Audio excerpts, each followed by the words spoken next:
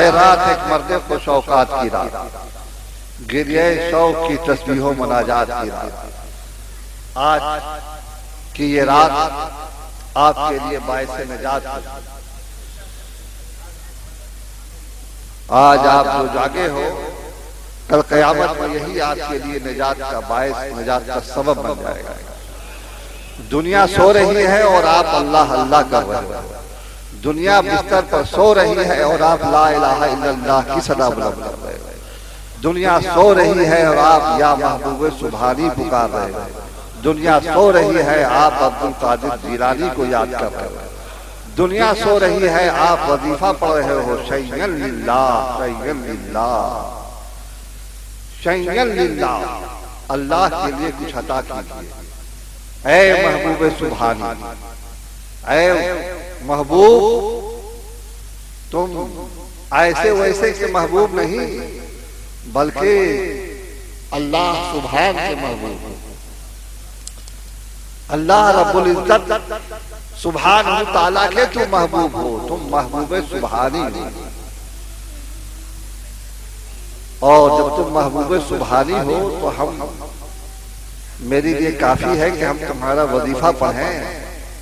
اور جب تمہارا وظیفہ پڑھیں تو شیئا للہ، اللہ کے لیے، اللہ کا واسطہ دیتے ہیں کچھ ہم کو عطا کر دیجیے،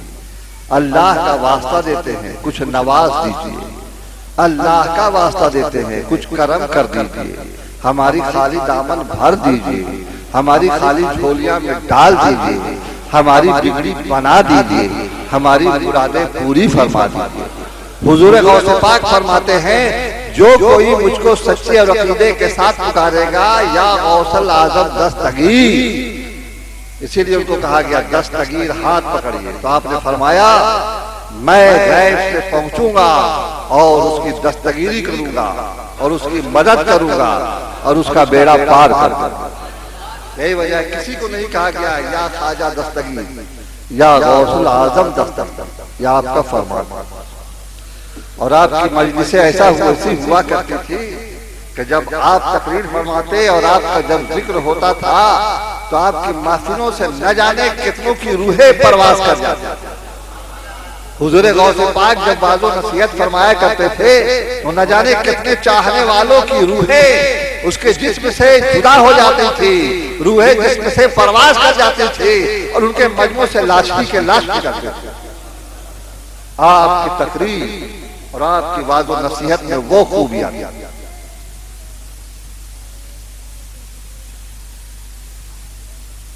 ایسی ویسی نہیں محفل۔ آج آپ ہمارا اور آپ کا جب محفل کا یہ عالم ہے کہ اللہ اور اس کے رسول کا جب ذکر سنتے ہیں تو کوئی مدہوش ہو رہا ہے، کوئی دیوانہ وار اچھل رہا ہے،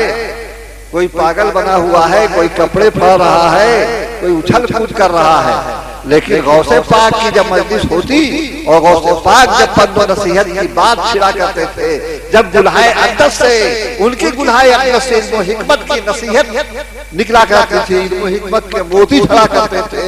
تو ان کی مجلسوں سے لاشوں کے لاش نکلتے تھے، لوگوں کی روح پرواز کر جاتی تھی۔ آپ کے تقریر اور آپ کے واعظ و نصیحت میں وہ خوبیاں،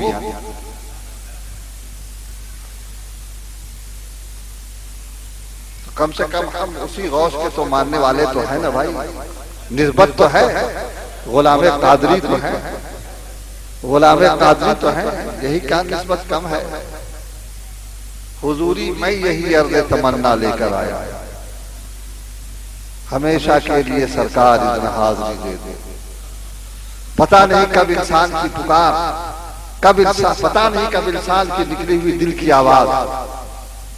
کو پاک پروردگار شرف قبولیت سے نواز۔ یہی بیکر بلرام پوری جب مدینہ پہنچے تو رسول کے روضے پر انہوں نے جو شعر پڑھا اس کا یہی ایک شعر تھا کہ حضوری میں یہی عرض تمنا لے کر آیا، یعنی یا رسول اللہ آپ کے دربار میں میں یہی بس تمنا اور یہی آرزو اور یہی طلب اور یہی استغاثہ لے کر کے آیا۔ کیا حضوری میں یہی عرض تمنا لے کر آیا ہوں، ہمیشہ کے لیے سرکار اذن حاضری دے دے۔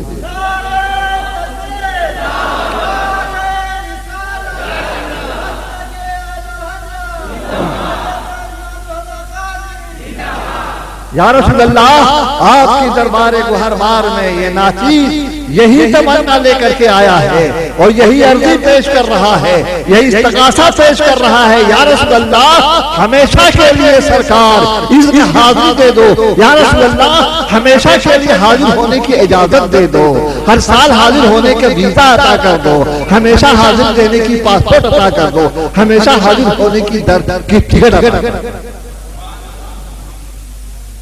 جب یہ شعر پڑھا نا تو یہ شعر ایسا پسند آیا کہ اس کو وہاں کے سعودیہ کے ریڈیو نے برکات کر دیا، اور شاہ فہد اس وقت کے جو بادشاہ تھے اس کے کان میں یہ آواز پہنچ گئی، کسی نے رسول کے روضے پر یہ شعر پڑھا، بڑا عمدہ شعر ہے اور بڑا آواز پسند آیا، تو اس نے بلایا اور بلانے کے بعد کہا ذرا وہ شعر مجھ کو سنانا جو تم وہاں رسول کے روضے پر پڑھ رہے تھے، تو پورا اس میں ایک نعت منقبت نعت، اس کے بعد یہی شعر جب سنا کہ حضوری میں یہی عرض تمنا لے کر آیا، یا رسول اللہ میں یہی تمنا لے کر کے آپ کی دربار گوہربار میں آیا ہوں، ہمیشہ کے لیے سرکار اذن حاضری دے دو، آپ کی دربار میں حاضر ہونے کی اذن دے دو، اجازت دے دو، پاسپورٹ دے دو، ویزا دے دو، ٹکٹ دے دو۔ یہ مدینہ وہ دربار ہے کہ آپ جب چاہیے پہنچ جائیے؟ نہیں، اس کے لیے بڑے ذرائع کی ضرورت ہے، پاسپورٹ کی، ویزا کی، پرمیشن کی، ٹکٹ کی، پیسے کی، اور جو سب کے بس کی بات، خود بیکر کی بس کی بات نہیں۔ لیکن یہ شعر اس شہنشاہ اور اس مالک کے دربار میں پیش کر رہے تھے جو جانتے تھے، جن کا یہ عقیدہ تھا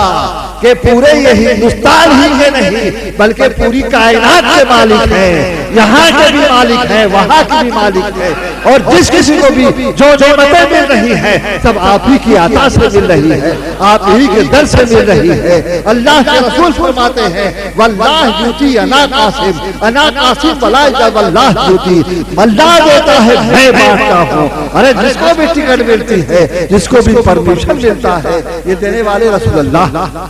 یہ اور بات ہے کہ ظاہر کا ذریعہ کوئی اور ہے، حقیقی مالک تو یہی ہے۔ تو آپ کا شعر سمجھو قبول ہو گیا، بادشاہ کا دل ایسا پھیلا اور اس نے کہا اے بیکل جاؤ، حکومت سعودیہ کی طرف سے تمہاری یہ درخواست منظور ہوئی اور تم کو ہر سال کے لیے ویزا دے دیا گیا، ہر سال کے لیے اجازت دے دی گئی، ہر سال کے لیے پاسپورٹ دے دیا گیا، ہر سال کے لیے ٹکٹ دے گئی، تمہارے آنے جانے کا جو بھی خرچ ہوگا سارا خرچ جو ہے حکومت سعودیہ برداشت کرے گی اور تم کو ہر سال آنے کی اجازت۔ بولو ابھی عرض کیا تھا، اس کی عرض